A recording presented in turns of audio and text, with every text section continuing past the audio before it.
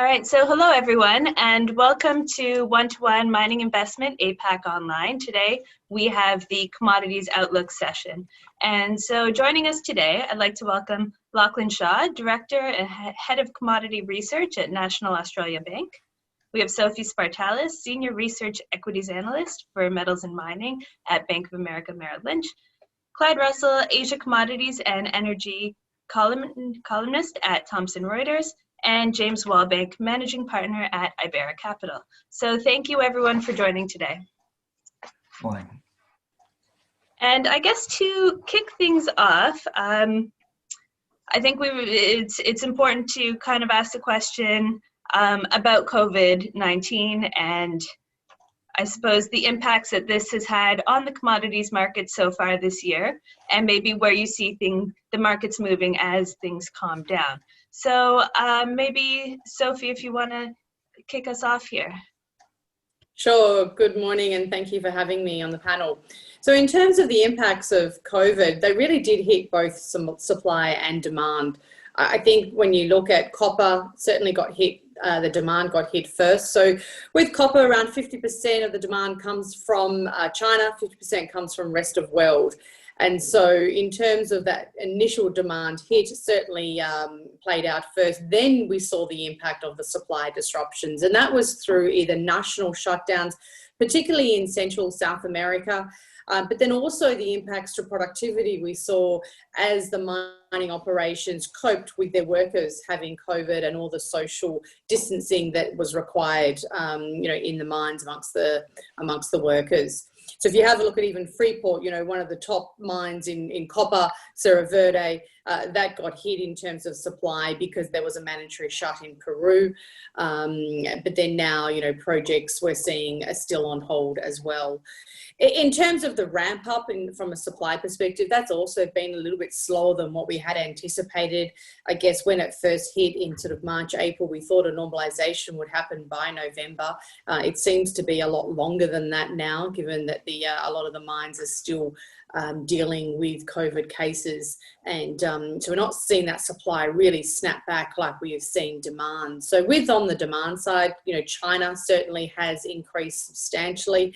And we would expect in time the rest of the world to catch up, to start to normalise in 12, 24, 36 months. In terms of nickel, didn't really get impacted as much as copper.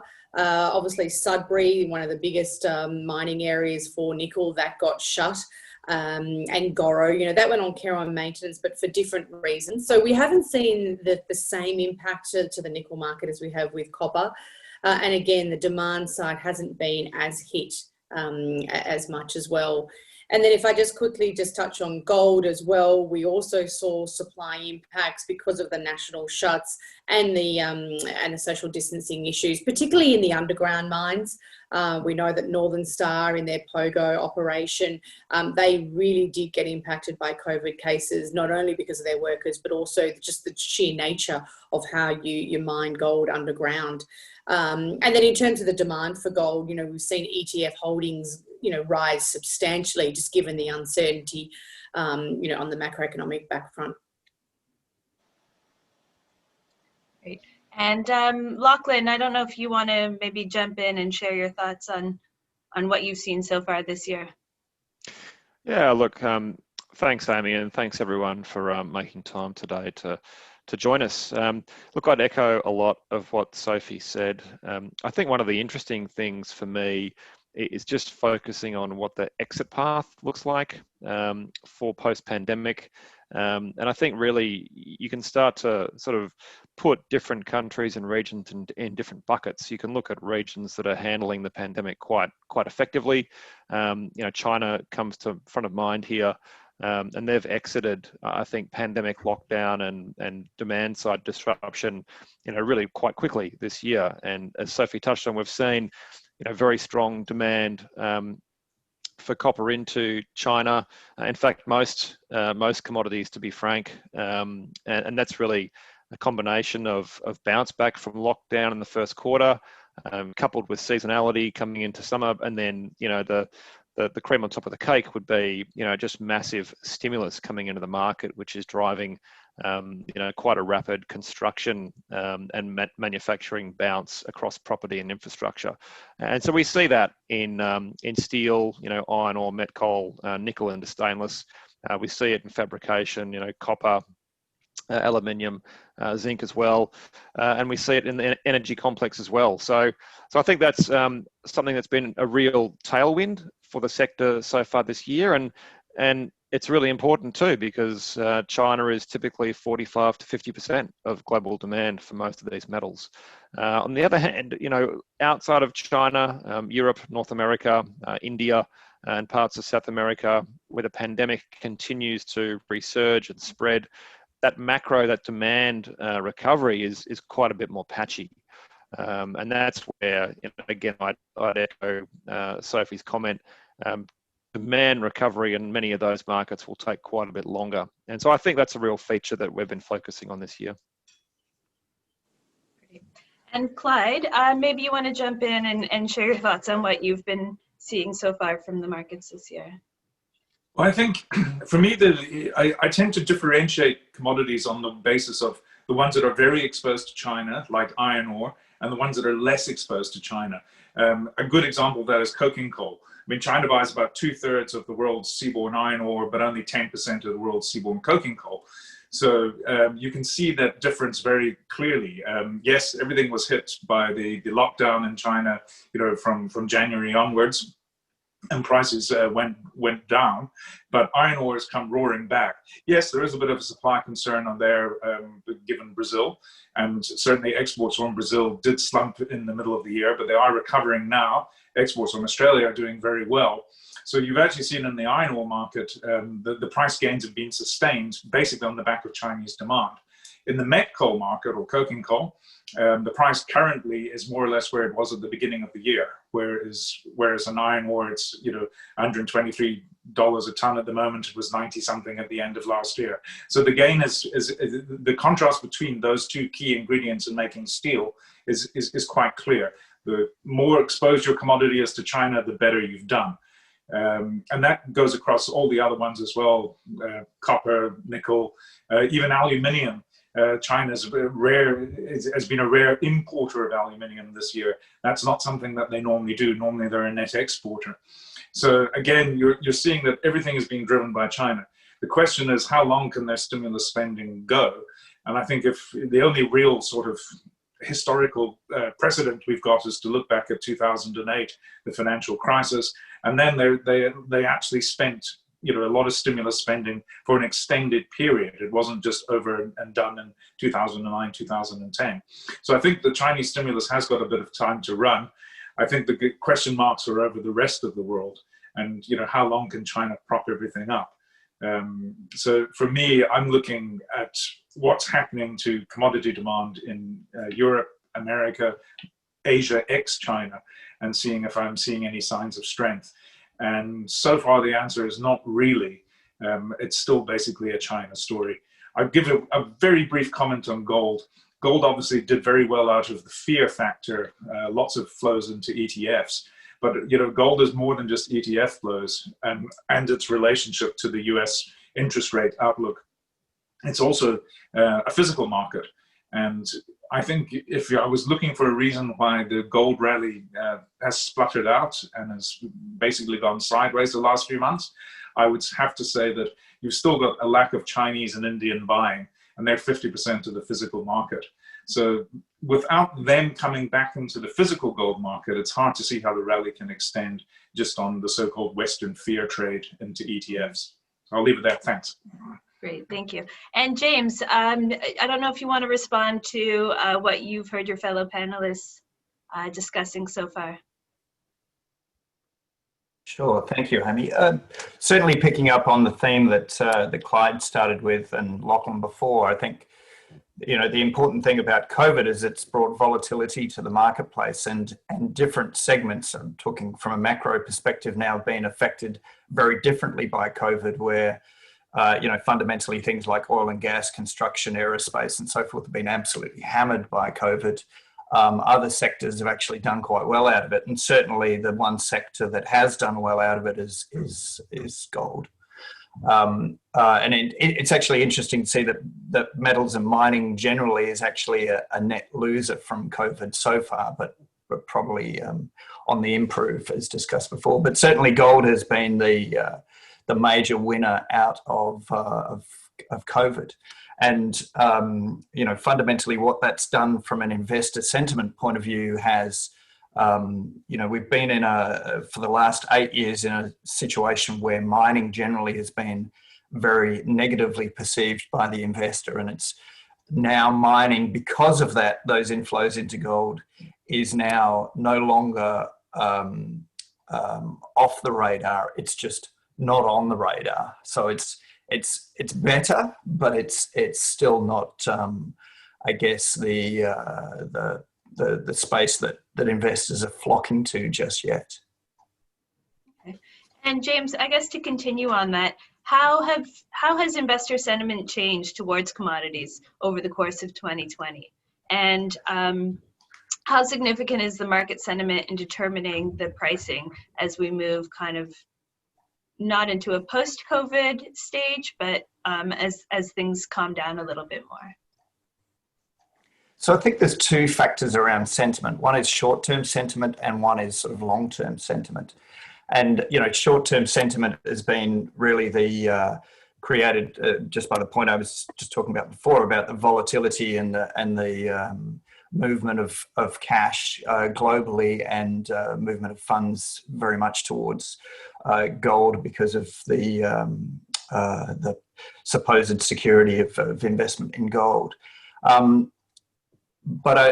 I just want to talk a little bit more about the underlying a more medium to long-term view of investor sentiment, in that because gold has put mining back into a space that will be considered by investors, the key underlying theme for investors right now around medium to long-term sentiment for commodities in particular is focus on ESG. And it was interesting that Tom Palmer from Newmont recently said that for European investors, ESG is the #1 decision maker for investment into gold. You know, so we've got a lot of commentary about the role of ESG and the fundamental shift in focus of investor sentiment towards you know, ESG underpinning investment, but also looking for projects and companies that espouse that ESG obligation that the investors are looking for. And to a degree, I think some of that has come out of the volatility from COVID, but a lot of it's come out from the lack of policy leadership we've seen from, I guess, the key global governments and investors stepping up in that regard. Absolutely. And do any of our other panelists want to kind of jump in and speak a little bit more about the impact of ESG that they've seen? Well, yeah, I'm happy to take a bit of a shot at that one. I mean, certainly it's a building wave developing arguably into a tsunami. You know, we're seeing it in, you know, increasingly front and center of mind, you know, from bigger and more pools of capital in terms of making those investment decisions, as James mentioned. You know, shareholders are becoming more and more sophisticated and organized, and really challenging, not just operators in industry, but also financiers of those operators, you know, particularly commercial banks. And we saw JP Morgan come out just this week with their announcement to review, you know, lending target or develop lending targets and portfolio exposure targets for a range of fossil fuel industries, coal, oil, gas, and into manufacturing and particularly automotive. And so, you know, there's literally been hundreds of data points in recent months on this. And so it is something that, you know, is getting a lot more attention. You know, from our point of view, as a large financier of, you know, mostly Australian mining and energy companies, you know, we are very much engaging in that transition and that conversation with our clients. Our clients are making those transitions. They're engaging, they're developing expertise and plans here, and we are as well. And I think that is going to only continue in the years ahead. You know, there will be all sorts of new ways that open up for you know, for mining companies in particular to approach decarbonisation and ESG, adoption of renewables at mine site, hydrogen and battery powered kit, you know, myriad solutions that will become increasingly common moving forward. So it is very much increasing focus. It's you know, we're seeing it more and more, and as I say, there's no evidence at this time that trend will reverse. In fact, I think that trend continues to strengthen in the years ahead. Yeah, absolutely. I think, Amy, if I can just jump in there, Sure. just in regards to ESG, we are seeing as Lachlan was saying, the importance now to investors, given that in the presentation packs, it's normally the third slide, the slide that comes after safety. So certainly the companies, the mining companies, are aware that they do need to step up, not only in their efforts, but also in their disclosure. And through the last reporting season, we did now start to see, you know, companies put down, you know, how they're going on net freshwater usage. So going to their recycling rates in their processing plants, and then also their power consumption. We also saw through COVID, you know, the importance around that social license to operate and the broader safety measures. So absolutely it is coming to the fore for a lot of the companies, as well as when I talk to investors, you know, that's certainly being a bigger part now of the investment decision. What I would say though is on the commodities, you know, for me, it's aluminium that really stands out in regards to the energy. Obviously it's the most highly intensive when it comes to the energy use, and a lot of, you know, you only really got the old Alcan assets, you know, with the hydro energy supporting that. So I think that industry really does need to shift quite a bit and look at the way they use and their energy for that process. But other than that, you know, as I said, we're seeing it more and more in the conversations. I have a slightly different perspective. I think I agree with the other panelists that definitely ESG is much more front and center, but I'm not yet seeing what I consider, you know, a big understanding, particularly amongst major mining companies, of just how serious it is. I mean, I know that there was the EY survey that came out a couple of weeks ago that, you know, ESG social license was the top rated concern of chief executives for a third year running. Yet there's not really any movement in management structures or board structures to reflect this. You know, if you actually look at major companies like Rio Tinto, BHP, the person who's in charge of ESG is generally, you know, a person with an invisible public profile, doesn't participate in the public debate around these issues. They are not seen as major movers within the company. And I'm always curious as to where their office is in relation to the CEOs. And what I understand is that these aren't people who every decision is run through. They are not, you know, sitting at the right-hand side of the CEO making decisions alongside him. You know, it's just not, they're not really there yet. Board structures, particularly for the Australian miners, are very much an old boys club. There's very few in the way of people with different sets of expertise on those boards. Yes, there's lawyers, yes, there's commercial people, yes, there's investment bankers. There's very few people on those boards who have any major background in ESG issues. And you're asking them to understand and change the direction of their companies completely. I just don't see it happening yet. I think they understand they need to change.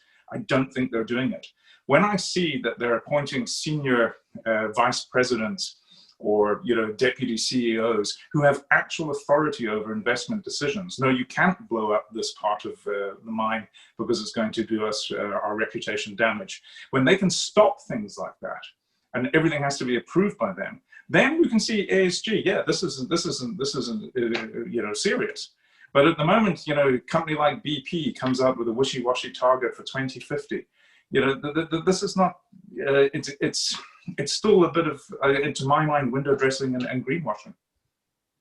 Great. So we have a question from the audience asking, has the focus on ESG in our industry been impacted? Has it slowed or quickened by COVID? And I guess another kind of follow-on question to that might be how has it been changed by COVID? I'm not sure who wants to kick us off there. I'm happy to, I guess, offer an observation. That would be there's been a lot of talk around, the pandemic recovery, the shape and size of stimulus that governments everywhere are introducing this year. The Europeans have got their Green New Deal, and the European Parliament this week has committed to vote for a more ambitious CO2 reduction target by 2030. 60% reduction from 1990 levels instead of 40% currently. China has committed to net zero by 2060. And we're seeing now people are starting to put the thinking cap on about what's needed there. So I think in some ways that the pandemic and the global recession, there has been a call for a post-COVID green recovery, but it's coming through to varying degrees across different countries. So I mean that'd be my observation anyway. Yeah, Amy, I guess I would say in terms of COVID and what we're talking about ESGs, I think they are two separate influences on the commodity market space with different timeframes. COVID has been very much about short-term volatility. ESG is very much more about medium to long-term structural change in the market space. How they're linked, I think COVID has really brought maybe a focus back to the mining space as an investment opportunity, but I'm not sure how that particularly links into ESG, particularly other than perhaps that renewed focus on mining has elevated ESG. Certainly from our point of view, the investors that we work for and operate for are really focused on ESG and that's 5 to 10 year and beyond horizon, out beyond a point in time at which we would hope that COVID's effect on the marketplace has gone away. Great. And I guess let's maybe move on a bit from ESG. Just a note to the audience, if you do have additional questions, definitely feel free to keep typing them into the Q&A space. And if there are any questions that we don't get to in the course of this discussion, then we will get to them. We'll follow up with everyone afterwards. But I wanted to move on a little bit to speak more about mining equities and how have these responded to the changes in commodity prices that we've seen across 2020? Maybe Sophie, if you want to kick us off here. Sure. So look, generally positively, I think that's the quick answer to your question. We certainly saw equities, as with everything, bottom quite quickly because no one knew what was going wrong. And I think it was around just understanding what we were dealing with and what that risk was. I think we've now moved to a phase where people are a lot more comfortable understanding the risks. I think we now have a much broader understanding of if we do get a second wave or a third wave or even a fourth wave, what that means and what industries could go down in those scenarios. So I think there's, from a mining investor, much broader comfort around dealing with COVID now until we get, obviously some kind of vaccine to settle everything down. I think though, first and foremostly in terms of equity performance, we've seen really those stock specific factors really come to the fore. Those You know, I think management quality has certainly been one of the standout factors in terms of navigating through COVID, navigating through the uncertainty, as well as, you know, balance sheets as well. The mining industry, though, you know, in its entirety came into this COVID era relatively well positioned in terms of balance sheets. So yes, we've seen some raisings more at the smaller end than at the larger end. And I think that, you know, we certainly do have the liquidity amongst the sort of major miners as well as the mid-tier miners to get us through. I think also in terms of, you know, growth, you know, production growth is certainly, again, these stock-specific factors really coming out as being key determinants of, you know, the equities that have had great performance and those that haven't. So it's really around, you know, offering production growth, a lower, you know, cost base, therefore improving margins. It's certainly all around sort of margin expansion, higher dividends. You know, this is where the focus is now in terms of the equities that certainly I look at, which is predominantly in the gold space, the copper and nickel space. So I think, yes, we've seen generally positive, you know, comfort levels for COVID, but it's those stock-specific factors that are really driving the real outperformers in this market. Great. And James, I don't know if you want to jump in here as well. Well, Amy,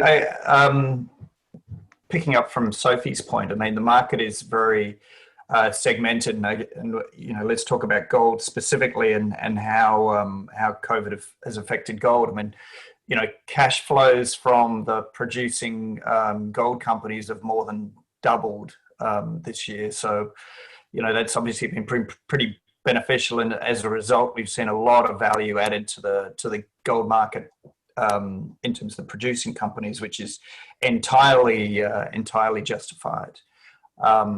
We've also seen a lot of cash flow into the junior non-producing space, pretty much across the board into projects that will struggle to get developed and projects that potentially will get developed, potentially equally. But we've seen some spectacular improvements in increases in valuation in some of the junior companies, and at the same time, we've then also seen a flow through of that cash into the base metals space and the other commodities as well. But you know, fundamentally, the underlying supply and demand dynamic in those marketplaces, a lot of those commodities are still in surplus, but they've had increases in valuation, and it's more associated with liquidity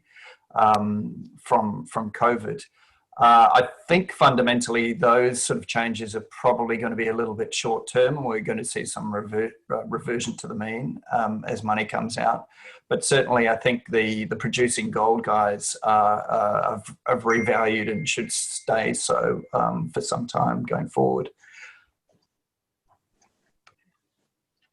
So we're getting a few questions from the audience here about the battery metals space and I suppose investment opportunities or the outlook for, I guess, the whole suite of battery metals, nickel, cobalt, copper, manganese. Maybe we want to switch tone a little bit and talk a little bit about, you know, what's the outlook for the battery metals, pricing, supply, demand, and how you see that market shaping up over the next year. Lachlan, maybe do you want to jump in here? Yeah, sure. Thanks, Amy.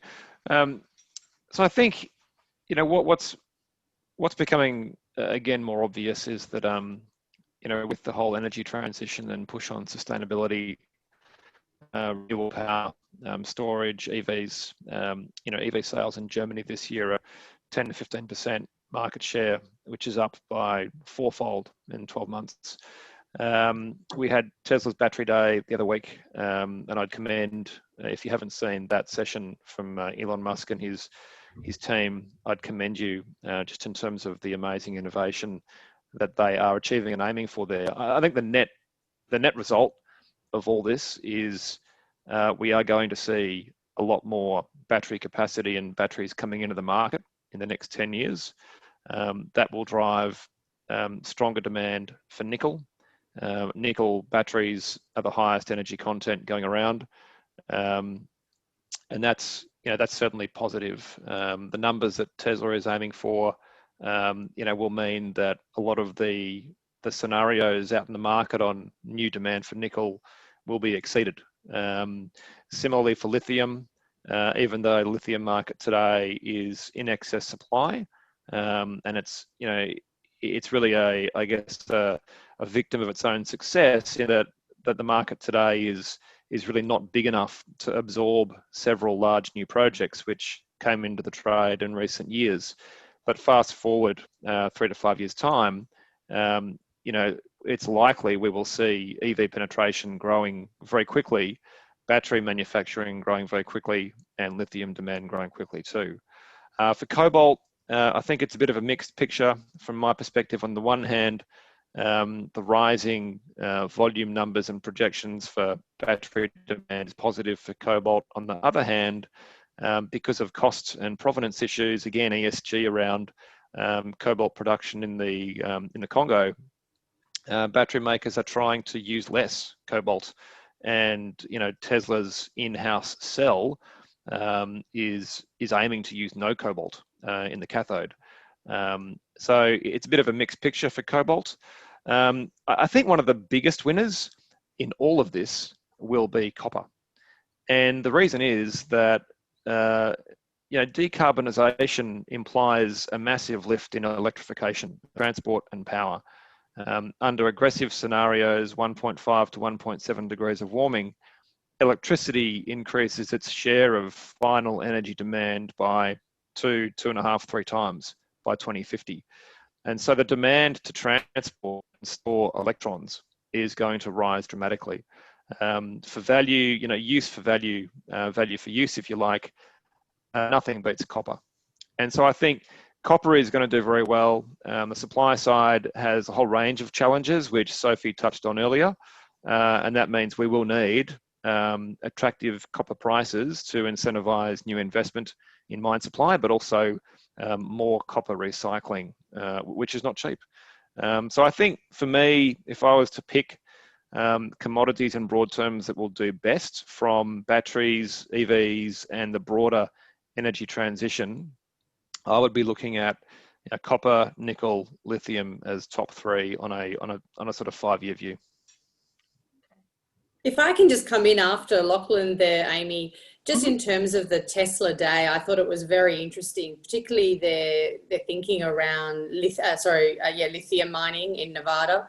Really questioning the whole mining industry and that supply chain. Are miners just going to be miners anymore, or do we now get this blurring of those traditional lines as we know it today? Do the miners now have to produce sulfate and these downstream products? Tesla, we know, are talking to a lot of the nickel miners, as Lachlan said. Nickel is going to play a huge role, in batteries going forward, and they're trying to secure supply from ESG-friendly jurisdictions. Now, in terms of nickel, you pretty much have the sulfides in Western Australia, you've got the sulfides in Canada, in Sudbury, or you've got the HPAL in Indonesia. And I think that they've been speaking, according to press reports, to those 3 jurisdictions. But I think the most important thing that came out of that is, just like they've just like Tesla have insinuated, the structural change we're going to see in lithium is, are they going to try and do that in nickel and potentially even copper, bring that supply source closer to where the battery producers need it? So I think that Tesla day was certainly a turning point in how companies need to now start to think around how are they going to really meet the demand coming from this sector going forward.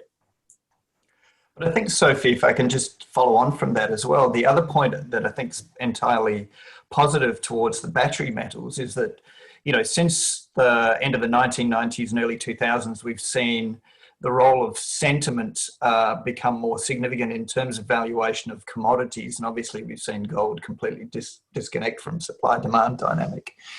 And I would suggest now with with COVID and ESG, one thing that is happening is that we're seeing sentiment becoming even more so significant in terms of the valuation of commodities in particular spaces. And clearly, Elon Musk and nickel is a good example. But I think battery metals generally is probably the one market that is going to see a lot of sentimental support, irrespective of supply-demand dynamic, because I think people are looking more towards the mid-long term in those commodities, as opposed to commodities that sit outside of that space.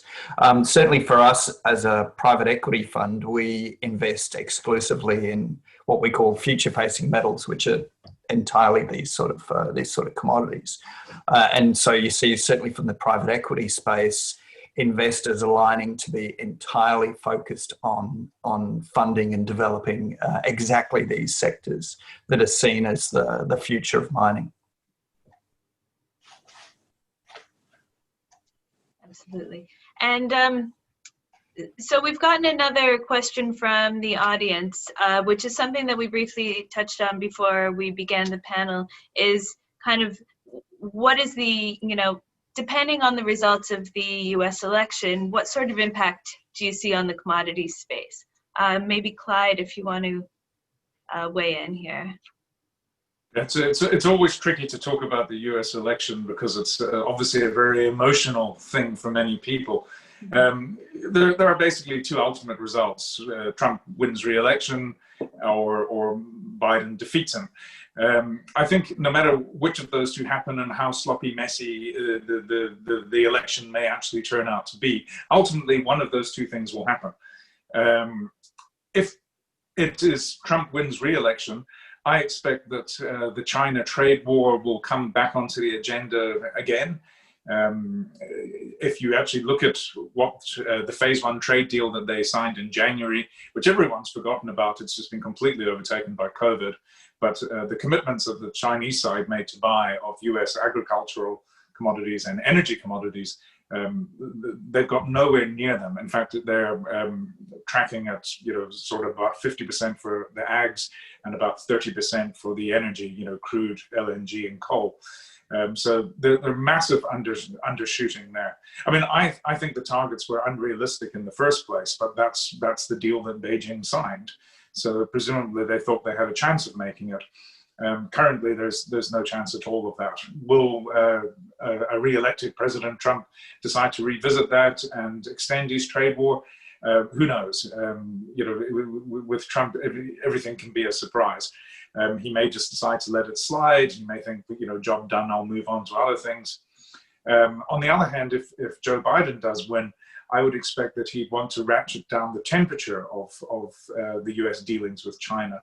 He may not want to actually ratchet down too much the tariffs that Trump imposed and things like that, because they actually play quite well to the Democratic base as well. The idea of, bringing manufacturing jobs back to the US, buying less stuff from China actually plays quite well to a lot of his supporters too. So I would expect there might be a sort of removal of tensions there, but I don't think there'd be too much change. If you are looking, what can China actually buy from the US that would actually make a difference in the commodity space? The obvious answer is more coal. The US has quite a large coking coal reserve and the capability to export it, and certainly more crude oil and more LNG. Not so much in the metals space. On the sort of really big picture, a ratcheting down of tensions, the world's two biggest economies starting to get along with each other a little bit better, would be a bullish indicator for manufacturing and other things that do use a lot of metals. So yeah, it's with the one possibility of Biden, I think you get is somewhat bullish. With Trump winning re-election, it's just hard to tell, really. I know that's not a great answer, but it's to use a Trump type phrase, it is what it is. Absolutely. So we have another question. Seeing if any of the panelists want to give a position on the US dollars over the next 1 to 2 years, especially given the amount of debt that they have built up. Does any of our panelists want to take a position there? Yeah, I'm happy to kick that off, Amy. Where NAB has a bearish view on the US dollar for the next couple of years. We do think the USD has entered a cyclical downturn for those sort of reasons, just massive growth in central bank balance sheet, massive growth in government debt. And so if history is any guide, if we look at previous cycles where the US dollar has gone through a cyclical depreciation, commodity prices tend to lift, mainly due to translation effects, and more than a broad US trade weighted index falls. So from that point of view, if history is any guide, and the USD does move through a down cycle in the next 1 to 2 years, that will certainly provide upward support for commodity prices, in our view. Absolutely. Okay, so I suppose this sort of wraps up all of my questions. I'm not sure if any of the panelists want to give some kind of closing kind of outlook. We've received a few questions about zinc and lead and some of the industrial metals, which we haven't really touched on. So maybe if everyone wants to kind of give a closing outlook that they see, maybe including some of these other metals. Maybe Sophie, do you want to? Sure. So I think in terms of zinc, that's certainly been one of the most impacted metals from COVID, just given where they are mainly produced in the world.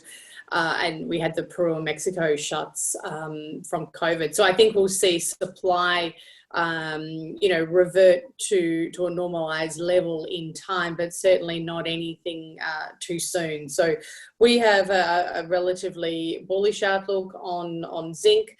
In terms of the other metals, look, I'll probably leave it to some of the other panelists to comment. But I think overall, Bank of America, we've recently raised our expectations for iron ore, for copper, for gold. So we certainly still see these strong prices sustaining for the next 12 months. As we've just been talking about, demand starting to recover and supply, probably more downside risk to supply than upside risk at the moment. Great. And Lachlan, do you want to weigh in? Yeah, sure. Thanks, Amy. So I might just pick up a point from the US election, and just two things to note. I think number one would be just on the energy market. The Democratic platform does have, I think, a tighter framework for oil and gas fracking in the US. And if we see, tighter regulation come in there and a slower rate of shale drilling and related oil and gas production, I think that's a positive support for oil and gas prices, and that's quite a significant thing to behold. It would have impacts across economies. Certainly in the energy space, it would have impacts for LNG pricing into North Asia, which has been obviously hit pretty hard this year by COVID as well. So I think that's the first thing with Biden. The second thing would be, again, Joe Biden has a position of if you like, a Green New Deal for the US.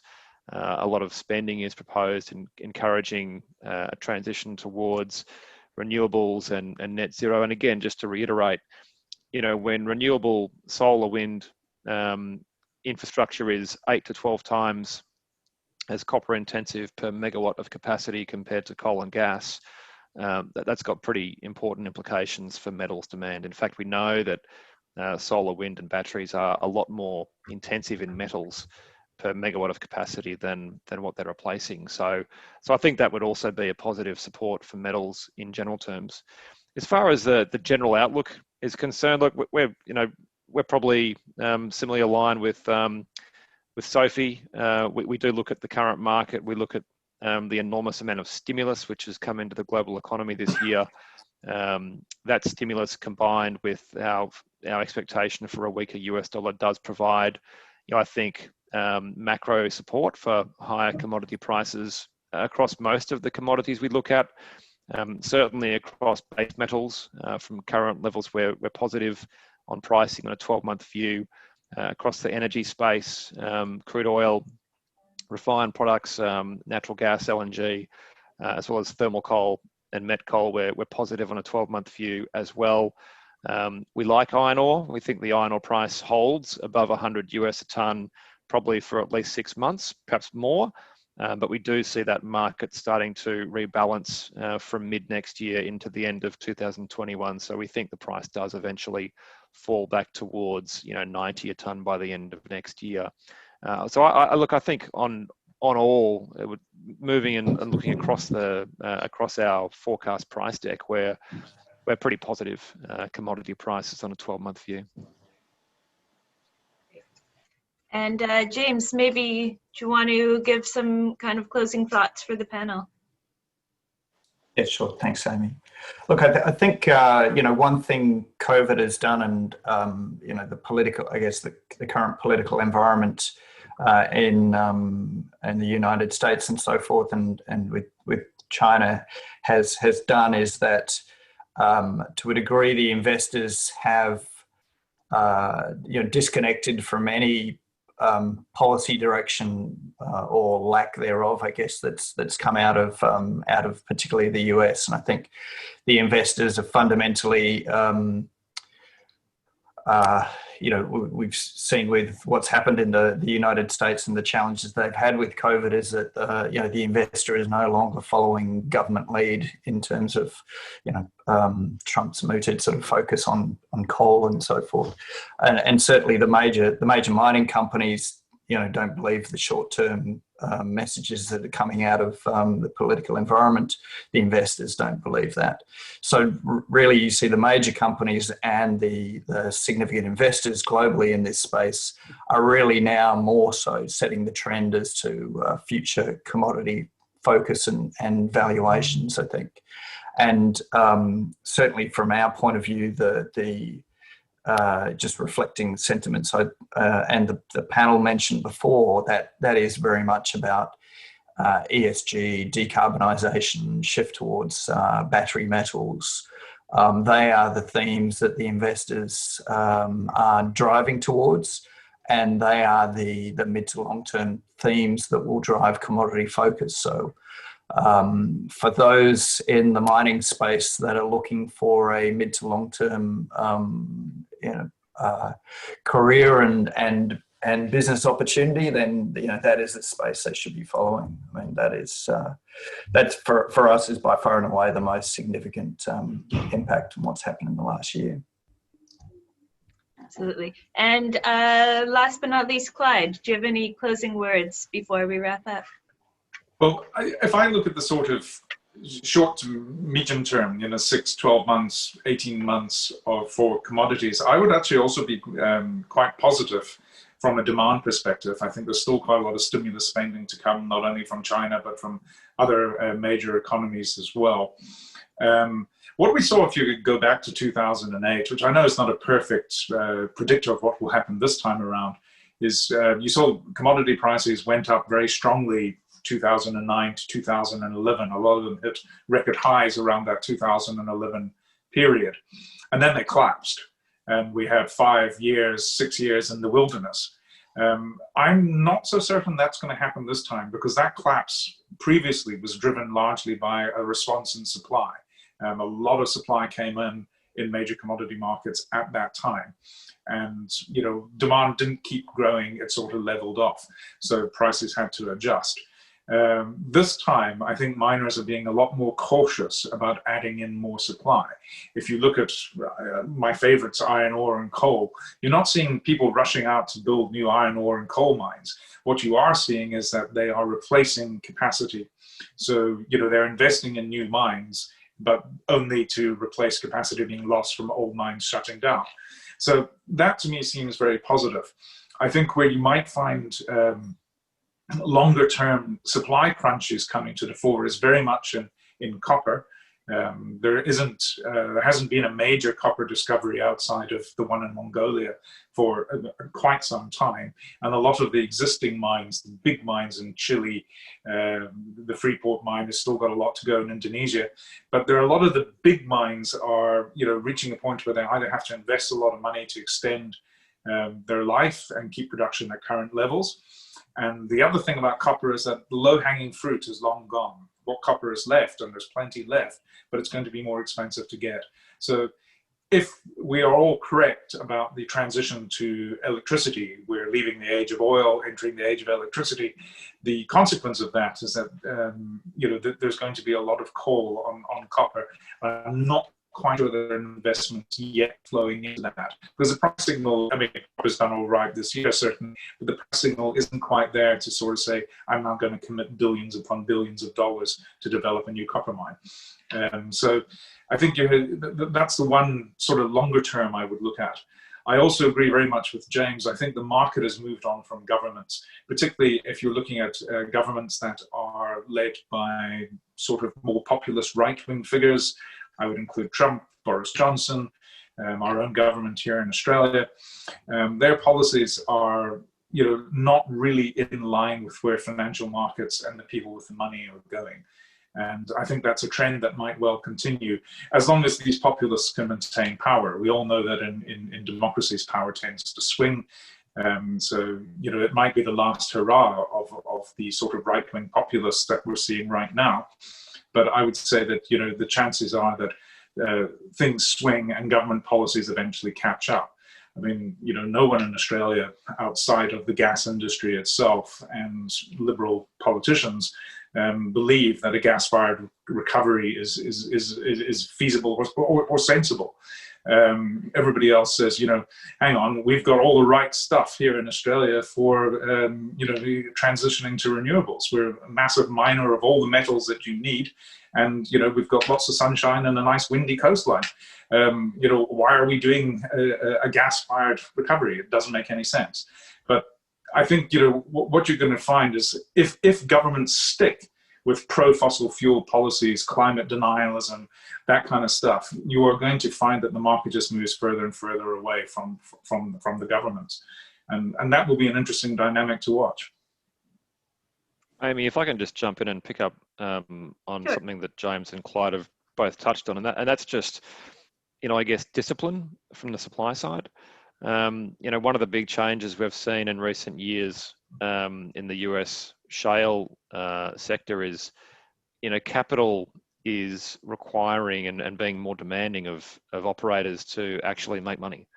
And so I think that, that is something that has been a feature not just in energy, but in metals and bulk commodities too. And operators, I think for the most part, have got the message. Certainly listening to company management, there is more of a strong focus on dividends. There is a strong focus on returns. There's a strong focus on capital returns.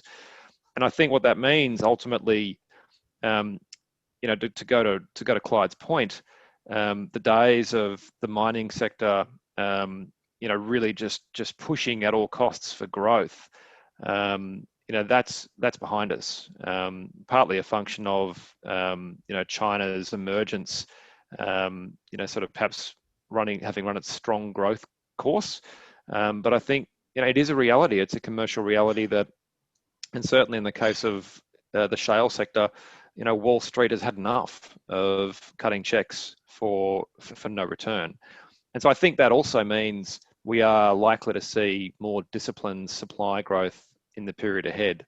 And we're likely to see decisions made to expand capacity. New mines or brownfield expansions will only be made when companies are more confident that they can make a commercial rate of return. So, and that all points towards, slower supply growth than in previous phases and probably higher prices, as Clyde points out. And I think just picking up on that as well, I think, Mark Bristow, in regards to discipline of the majors. I mean, you've seen, Mark Bristow come out and say in regards to M&A, not really interested because he's really looking for value. Does he see value in the current gold space and the junior developers? Probably not at current valuation. So I would agree. I think the majors have got the big picture around where the industry needs to go. Yeah, I think capital intensity is a really important point here, because when you look at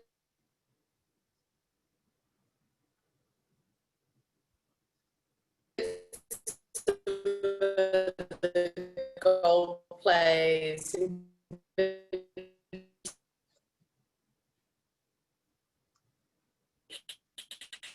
I think that capital intensity